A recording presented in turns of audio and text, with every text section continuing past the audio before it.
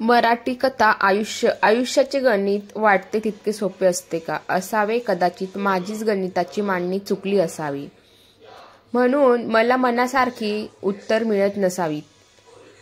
आपल्या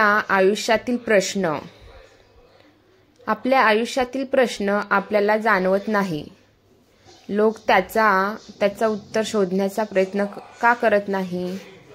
लोक त्याचं उत्तर शोधण्याचा प्रयत्न का करत असावेत? आपल्या आयुष्याबद्दल पडलेली लोकांना प्रश्न आपल्या दृष्टीने मुळी तो प्रश्नच नसतो। आपण म्हणतो बऱ्याचदा प्रश्नातच उत्तर दडलेलं असते। ऑल इज वेल असे म्हणून प्रश्न सुटतात का? पण आयुष्याचं कोडं इतकं सोपं असावं का? मग कोडं पडावं असं आयुष्याचं नसावं। दुसऱ्यांच्या आयुष्याचे कोडे सोडविताना आपण कोड्यात पडतो। मग आपल्याच प्रश्नाची उत्तरे आपल्याला मिळत नाहीत। प्रत्येकाला जगण्याचं विचाराचं स्वातंत्र्य आहे म्हणून कदाचित त्यांना पडलेला अवघड प्रश्न माझ्यासाठी प्रश्नच नसावा। मग उत्तराची अपेक्षा तरी का? खूप काही पडलं जगात विचार करण्यासाठी आपण त्याचे प्रश्न सोडवत बसलो। आपले प्रश्न कोण सोडवणार? आपल्या जीवनाचा शिल्पकार आपणच आहोत। मग शब्दांना अलंकार घ्यायला का हवं? कुणी आपल्याला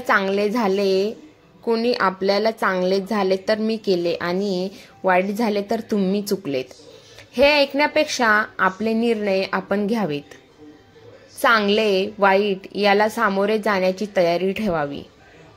डोक्यातील प्रश्न मनातील विचार हे अशा प्रकारचे दलदल आहेत जिथे माणूस बाहेर पडण्यासाठी जितकी धडपड करतो तितका तो त्यात गुरफटत जातो।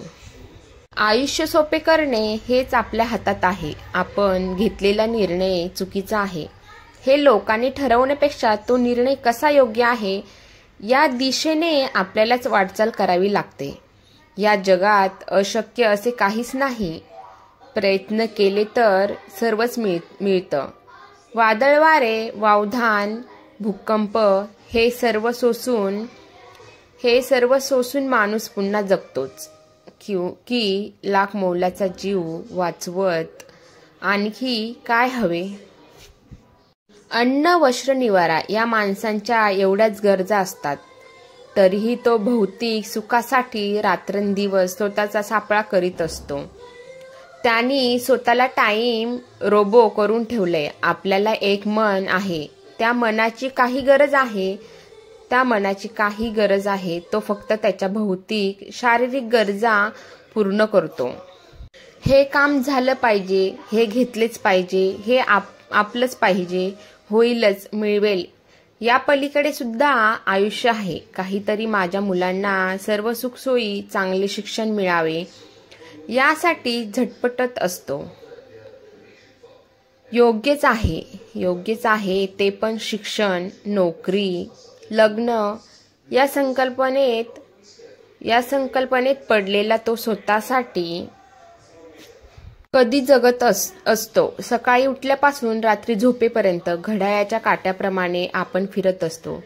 कुणासाठी, कशासाठी? हा हट्टहास ज्या कुटुंबासाठी आपण हे सर्व करतोय ते हवं आहे। खरंच त्यांना नाही, त्यांना फक्त तुमचा वेळ हवा आहे। प्रेमाने डोक्यावर हात, गोड कौतुकाची दोन बोल त्यांच्यासाठी तर हेच त्यांचे आयुष्य आहे आणि त्यातच त्याचं सुख आहे। माहिती आहे का? आलेला क्षण फक्त जातोय, आपण कुठे जगतोय? आपण तर स्वतःला टाइम मशीन करून ठेवलंय आणि आपल्या आजूबाजूला असलेल्यांनाही आपण त्याच अपेक्षेने पाळतो। आजही बाळ आजारी पडल्यावर आईच्या खुशीत बरं वाटते। त्यांना डॉक्टर नको असतो। त्यांच्यासाठी सर्वात सुरक्षित जागा म्हणजे त्यांच्या आईची खुशी असते। या प्रेमापुढे आणि या क्षणापुढे सर्वच फिके असते। आपल्याला पडलेल्या प्रश्नाची उत्तरे लोकांना विचारण्यापेक्षा स्वतःला विचारा, आपण सर्वांशी बोलतो, स्वतःशी मात्र कधी बोलत नाही. आपण आपल्यासाठी बेस्ट आहोत हे कधी विसरायचे नाही, कधीच नाही.